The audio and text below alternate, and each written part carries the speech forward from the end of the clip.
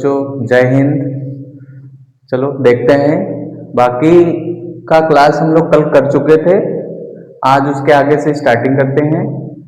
बाकी 10 क्वेश्चन कल हम लोगों ने किया था, आप लोगों ने देखा होगा। उसके आगे से आज स्टार्ट करना है, तो क्वेश्चन नंबर 11 देखते हैं। ठीक, क्या है हम लोगों का क्वेश्चन नंबर 11? निम्नलिखित सारणी का माध्य होगा। हमारे पास ये सारणी दी गई है। ठीक, इसका हमने जो फ्रीक्वेंसी है वो लिखा नहीं है, मैं लिख देता हूं फिर से। 2 4 7 3 4। ठीक, वर्ग अंतराल दिया गया है, इसका बारंबारता दिया गया है। अब हमसे पूछ रहा है क्या? माध्य। माध्य कैसे निकालते हैं? सबसे पहले हम लोग मध्यमान निकाल लेंगे। मध्यमान, जिसको हम लोग x से प्रदर्शित करते हैं। x हो गया हमारा। अब x निकालते कैसे हैं भाई? वर्ग अंतराल के निम्न पद और उच्च पद, या कह सकते हैं निम्न सीमा या उच्च सीमा को जोड़ करके आधा कर दो। कितना है हमारा? 2 + 4 / 2 इक्वल टू 2 + 4 6। 6 का आधा कितना हो जाएगा? 3। इसी प्रकार से इसमें देख लो, 4 + 6 / 2, 6 × 4 = 10, कितना आ जाएगा हमारा? 5। ये मेरा 5 हो गया। तो इसके बाद इसी प्रकार से ये भी निकाल सकते हो कि 6 + 8, 8 × 6 = 14, 14 का आधा कितना होगा? 7। 7 हो गया। अब इसके बाद निकालने की आवश्यकता नहीं है, निकालना है तो निकालो, नहीं तो इसमें इनके बीच का डिफरेंट देख लो, कितने का डिफरेंट बन रहा है। 3 × 2 = 5, 5 × 2 = 7, 7 × 2 = 9, 9 × 2 = 11 हमारा निकल गया। इसके बाद हम लोगों को माध्य निकालने के लिए f(x) निकालना होता है। f × x। f(x) कैसे निकालते हैं? जो फ्रीक्वेंसी होता है इसको स्मॉल f से प्रदर्शित किया जाता है, मध्यमान को x से हमने दिखा दिया है। f × x मल्टीप्लाई कर दो, fx निकल जाएगा। तो 3 × 2 = 6, 5 × 4 = 20। नेक्स्ट निकालो, 7 × 7 = 7 × 7 = 49, 9 × 9 = 27, 11 × 4 = 44। अब इसके बाद देख लेते हैं माध्य बराबर होता क्या है। समांतर माध्य या माध्य बराबर क्या होता है? सिग्मा f × x बटे सिग्मा f। इसको जोड़ लेते हैं, कितना होगा?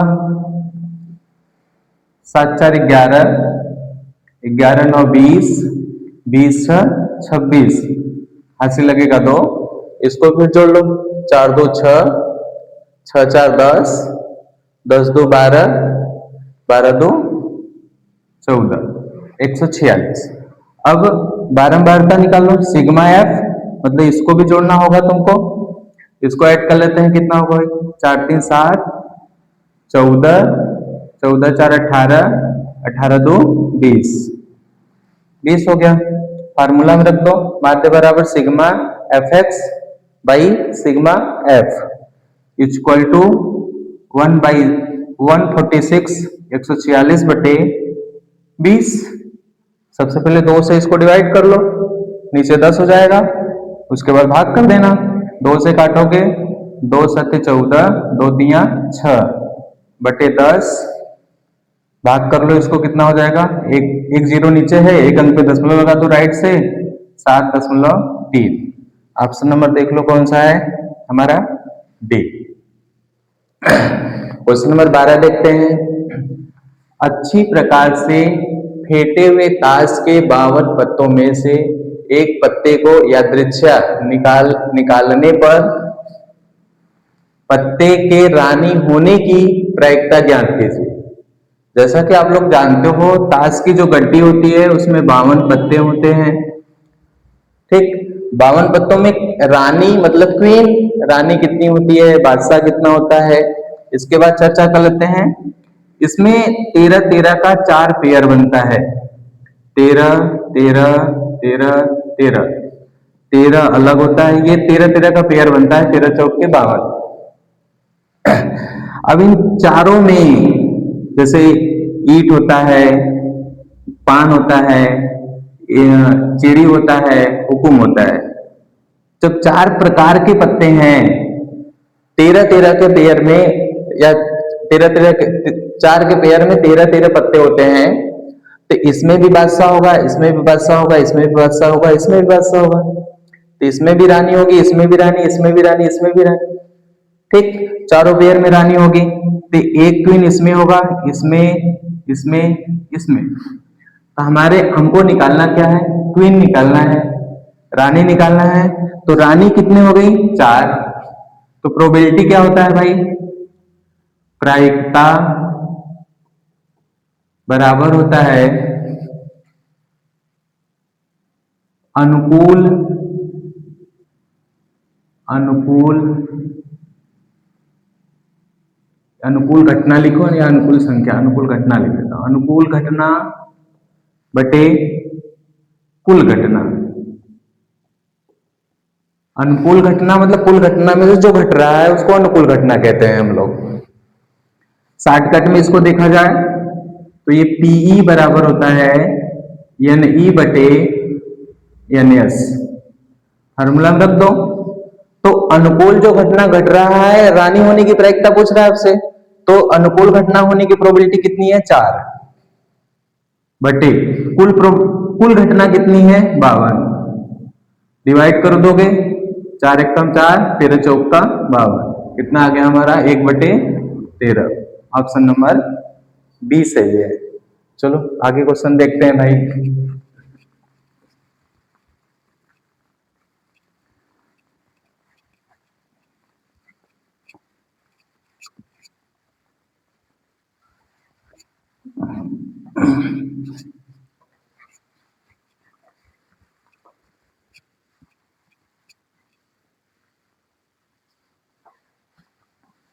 क्वेश्चन नंबर 13 क्या है क्वेश्चन नंबर आपका,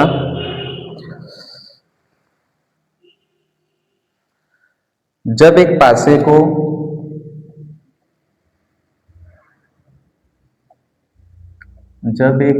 को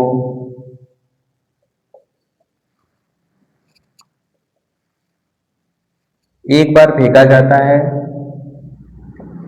एक बार फेंका जाता है,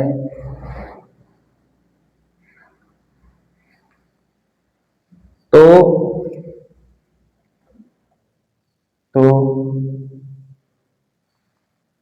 एक सम संख्या प्राप्त होने की प्रायिकता, एक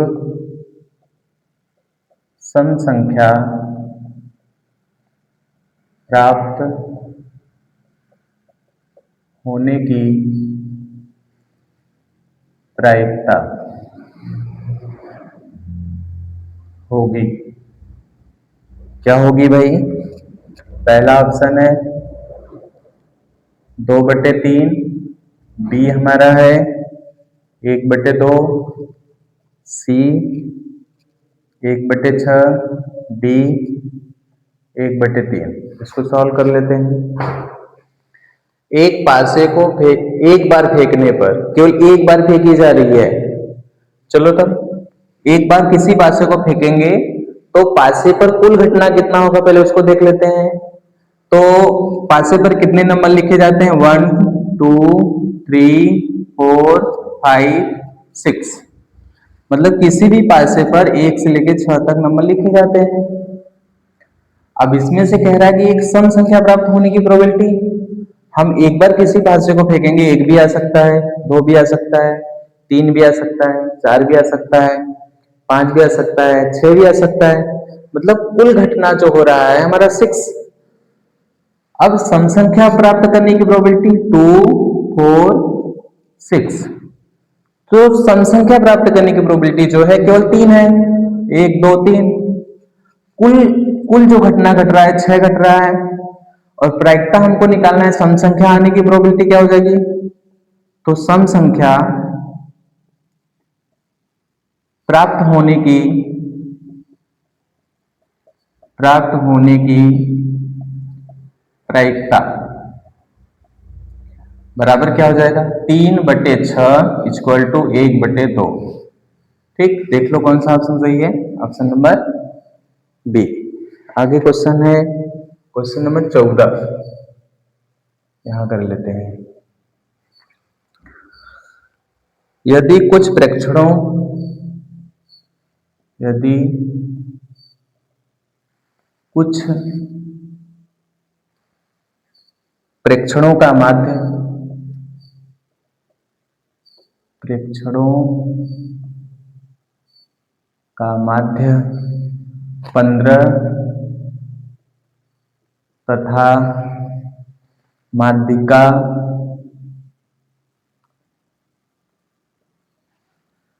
24 है तो बहुलक होगा। बहुलक होगा। ऑप्शन नंबर ए क्या है भाई, 49, बी क्या है 47, सी क्या है 46, डी क्या है 42। चलो, तो यहां पे कह रहा है कुछ प्रेक्षणों का माध्य 15 है और माध्यिका इसकी 24 है। बहुलक हमसे पूछा जा रहा है, तो माध्य, माध्यिका और बहुलक तीनों में एक रिलेशन होता है।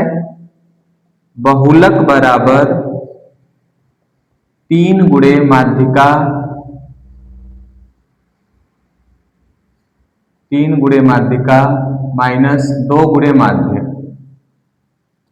मान रख दो इसमें 3 गुणे माध्यिका, माध्यिका कितनी है 24, माइनस 2 गुणे माध्य कितना है 15, ये कितना 24 दिया कितना हो जाएगा 72, माइनस 15 दूना के 30, माइनस कर दो कितना हो जाएगा आपका 42। ऑप्शन में देख लो कौन सा सही है, ऑप्शन नंबर डी। ठीक, आगे देखते हैं।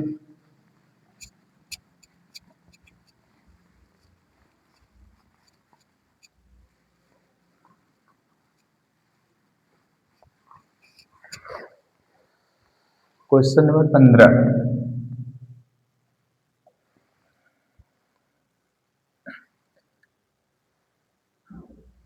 जोकर टोपी का आकार होता है, जोकर टोपी का आकार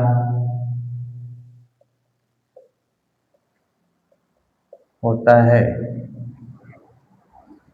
पहला है आपका बेलनाकार,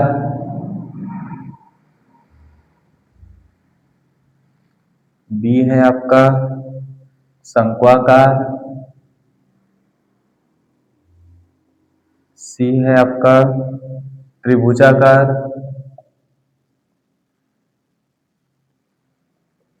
डी है आयताकार। ये तो सबसे सिंपल क्वेश्चन है ना, तो इसमें देख लो जो जोकर की टोपी होती है किस आकार की होती है, शंक्वाकार की होती है, तो सबसे आसान क्वेश्चन था। अब आते हैं क्वेश्चन नंबर 16 पे, यही लिख लेते हैं।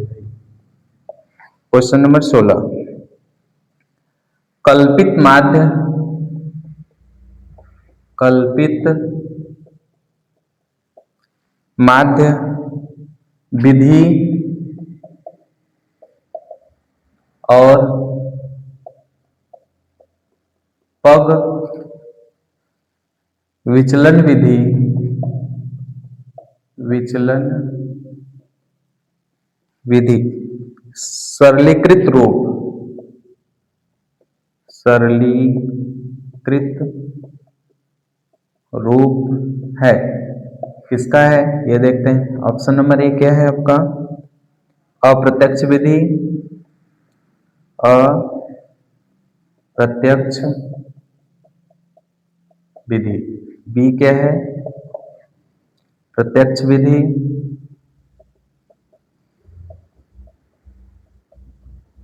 सी क्या है संयुक्त विधि,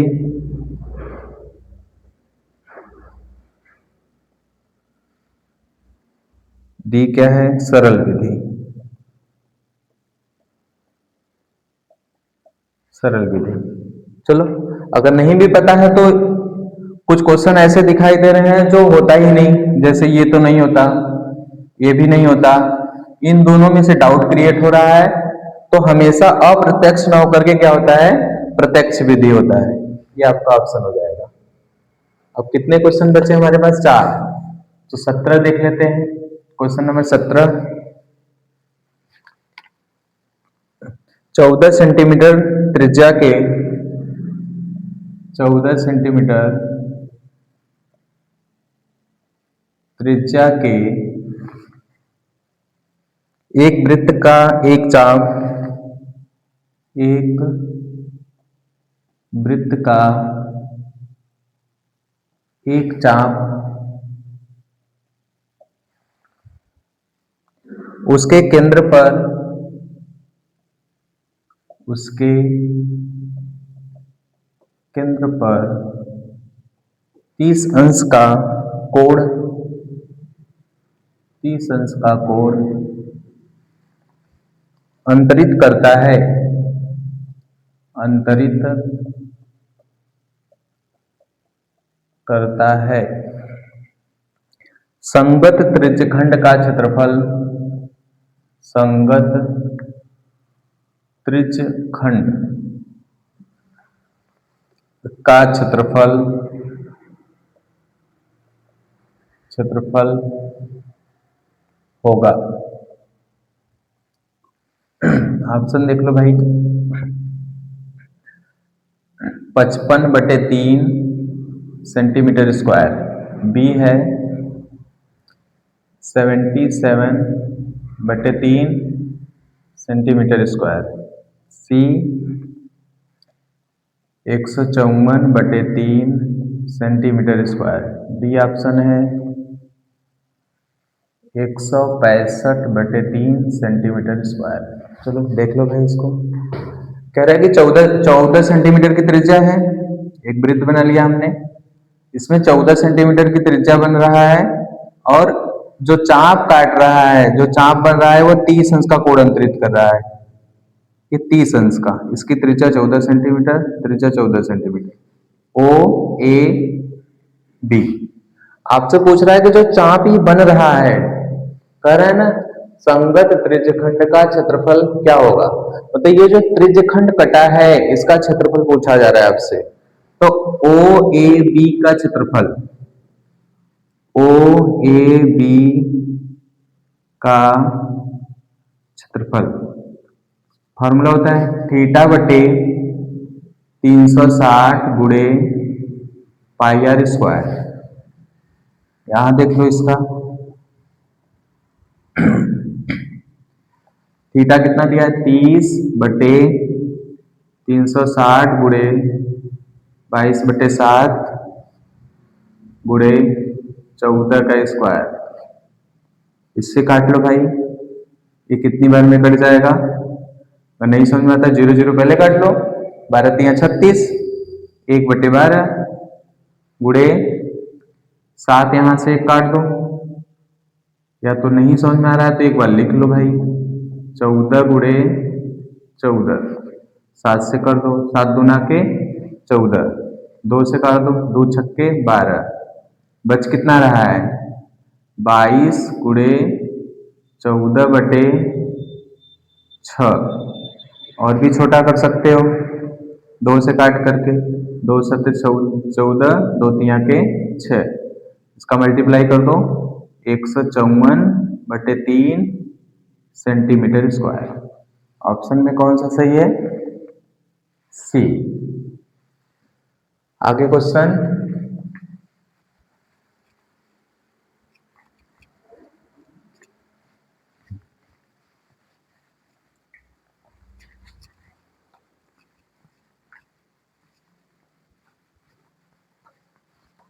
ये सभी क्वेश्चन आप लोगों को समझ में आ रहा होगा, नहीं भी समझ में आता है तो पूछ सकते हो बाद में। चलो क्वेश्चन नंबर 18,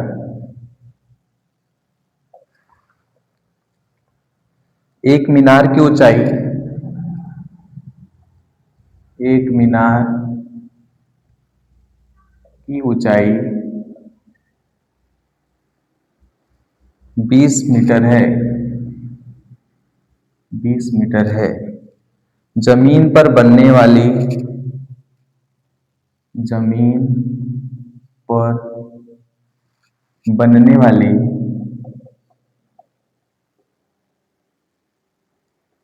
बनने वाली इसकी छाया की लंबाई,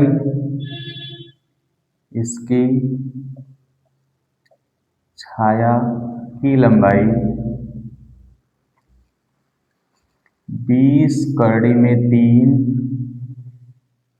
मीटर, 20 कड़ी में 3 मीटर है। उन्नयन कोण 20 कड़ी में 3 मीटर है, तो उन्नयन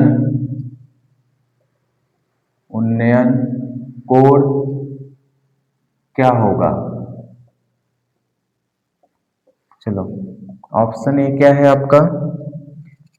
30 अंश, बी है आपका 45 अंश, सी है आपका 60 अंश, डी है आपका 90 अंश। क्या कह रहा है आपका? पहले तो देख लो, एक मीनार है, कह रहा है कि मीनार कितने मीटर है? 20 मीटर का है। जमीन पर इसकी लंबाई कितनी बन रही है छाया इस मीनार की? 20 कड़ी में 3। इसका परछाई यहां बनेगा 20 कड़ी में 3, हमारा एक समकोण त्रिभुज बन जाएगा ए बी सी। ये कोण मुझे नहीं पता है तो थीटा है। अब इसमें लाल बट्टी कक्षा के अनुसार देख सकते हो, लंब दिया है, आधार दिया है, तो हमेशा tan का फार्मूला लगाओगे, तो tan थीटा बराबर लंब बटे आधार 20 बटे 20 कड़ी में 3, काट दो जो कटता है भाई, बचेगा कितना? 1 बटे कड़ी में 3। तो अब ये देखो कि इधर tan है तो इधर भी tan में इसको बनाना पड़ेगा, तो tan में ये कितने अंश का मान होता है?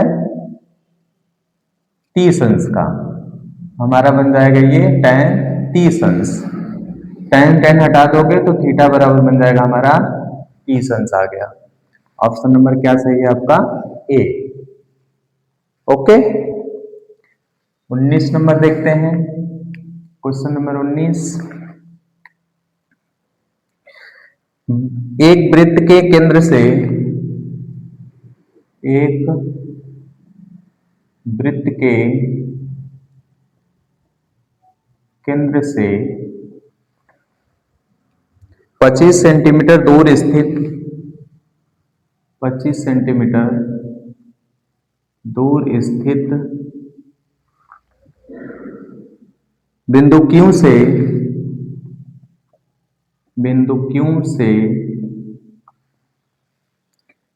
वृत्त की स्पर्श रेखा की लंबाई, वृत्त की स्पर्श रेखा की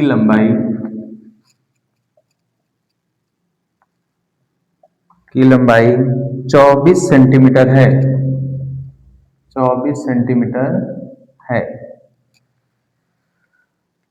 वृत्त की त्रिज्या होगी,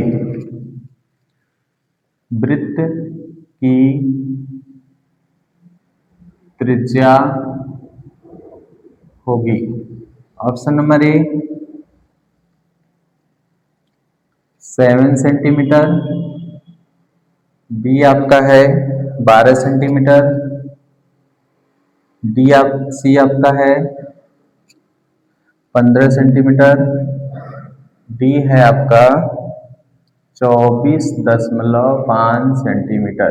चलो, ये बहुत अच्छा सवाल है।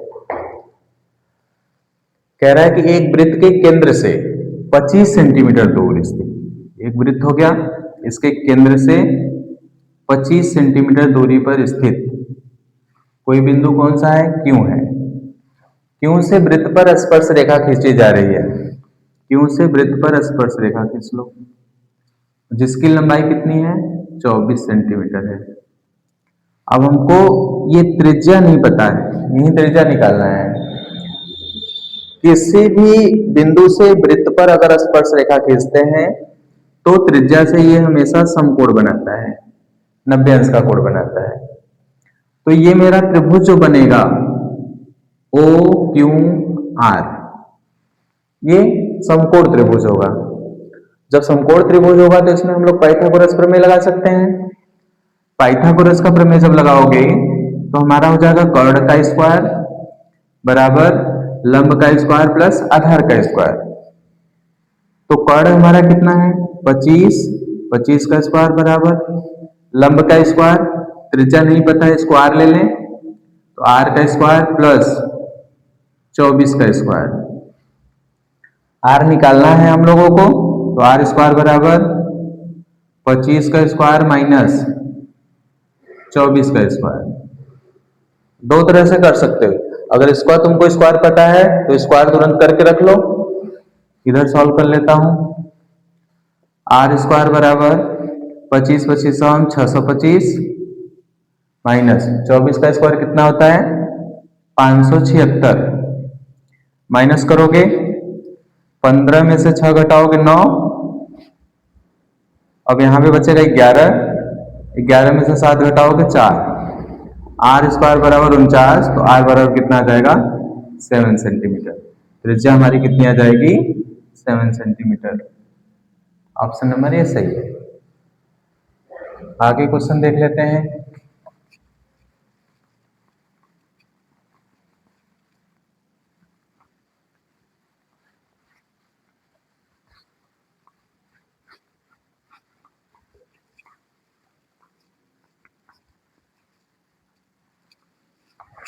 आज का लास्ट क्वेश्चन,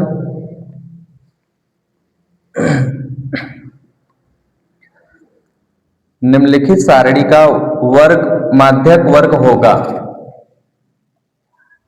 निम्नलिखित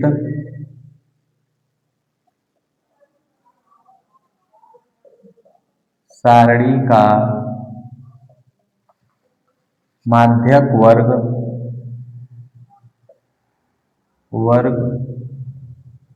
होगा। वर्ग अंतराल दिया है, वर्ग अंतराल बारंबारता।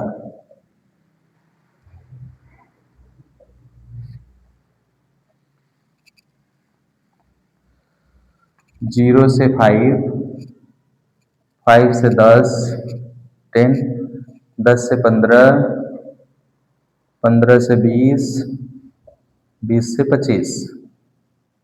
इसका बारंबारता 2, 7, 3, 10, 4। अब देखो ध्यान से, माध्यक वर्ग की जब भी बात करता है मतलब माध्यिका की बात कर रहा है तो माध्यिका में हमेशा संचयी बारंबारता निकाला जाता है CF। क्या निकालते हैं CF या संचयी बारंबारता। संचयी बारंबारता निकाला कैसे जाता है, पहला पद बारंबारता का पहला पद ले लो। अब लिखते, ये तो एकदम सेम टू सेम हो गया, इसमें कोई परिवर्तन नहीं करना होता है। इस वाले को इसमें ऐड कर दो, इसमें ऐड करके यहां लिख दो।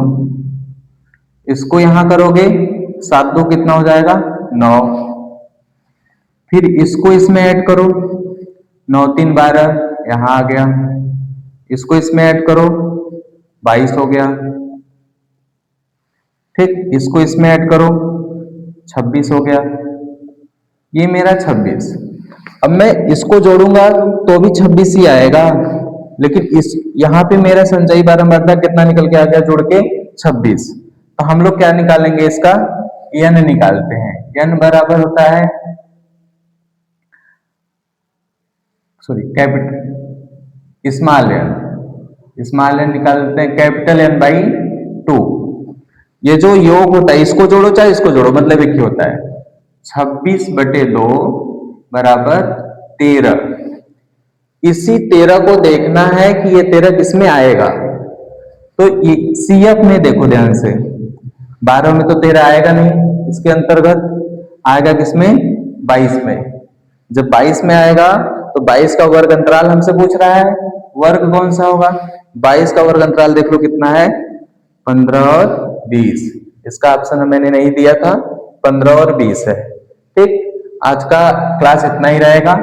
तब तक कल के लिए, कल हम लोगों का थ्योरेटिकल जितने भी पोर्शन बचा हुआ है 5 क्वेश्चन का, उसको कल करेंगे।